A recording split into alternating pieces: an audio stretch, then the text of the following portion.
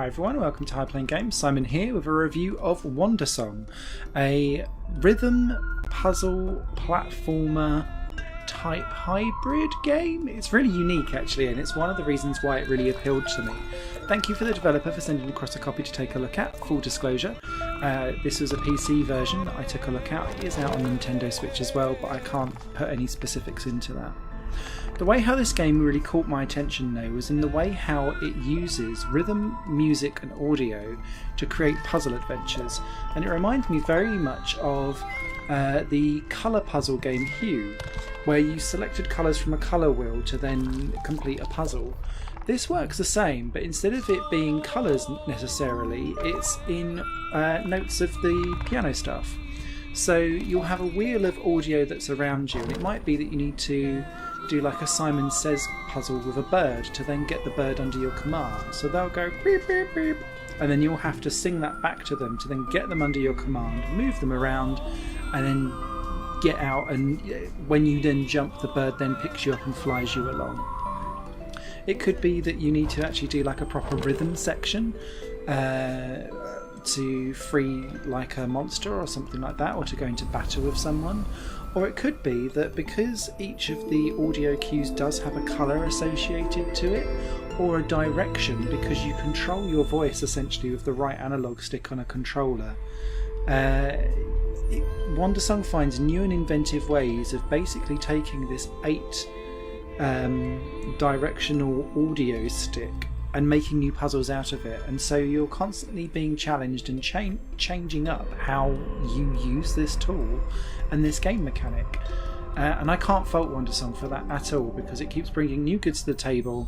The writing is really strong, and the way how it weaves the story together is both emotional but quirky and comedic all at the same time. It really strikes an interesting and quite unique balance between the three, and it's an absolute joy to play.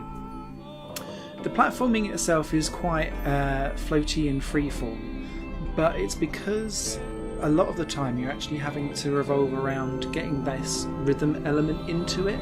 So it might be that actually you end up controlling the background objects to kind of move platforms around for you, like singing your voice at it. So precision isn't necessarily its strongest suit, but it doesn't need to be, because it's quite forgiving in the way how the platform works. I really like the visual design. It reminds me of those two little Muppets that were in, I think it was South Park, where they just go meh, meh, meh, meh, meh, Terrence and something. The second name's forgotten me. But I think it lends itself really well because it's that design but cute. So big bold colours, floaty graphics, easy enough to read text, so you've got a really low entry level. And I can see kids really loving this. But the thing that really stood out for me across the whole of Wandersong that I've played is the attention to detail that it has. So when you're singing, not only does the audio note represent a colour, but that colour will change the world around you as you go. The world will shift around you. You might have some dance moves that you can string together and have a giggle with at the same time, and you'll need to combine them to get through puzzles. But also say like if you're out in the open, your voice is loud and beaming because you're free. But then when you go into a cave and you need to be quiet because a monster's coming, instead of going "ah," it's going "ah," because they're pooing themselves and they're scared and they need to creep through.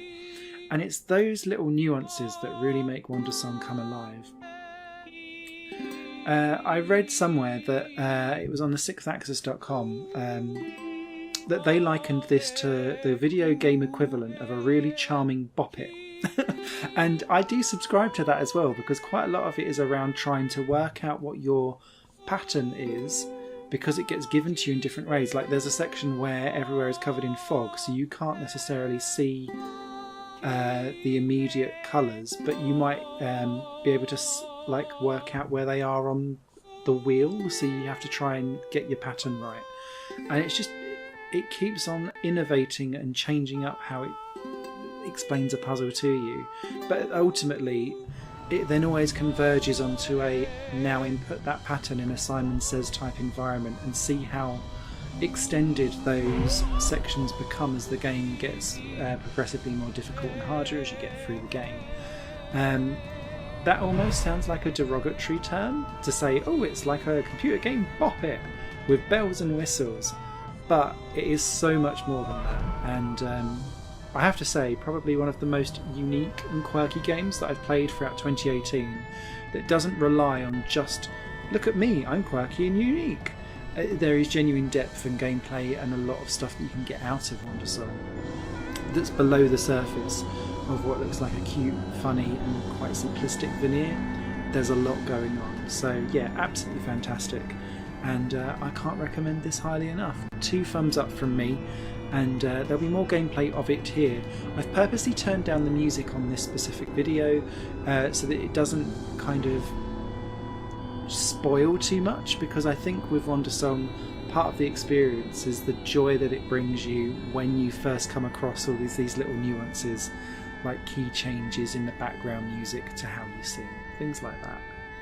So yeah, Wandersong is out now for Nintendo Switch and PC.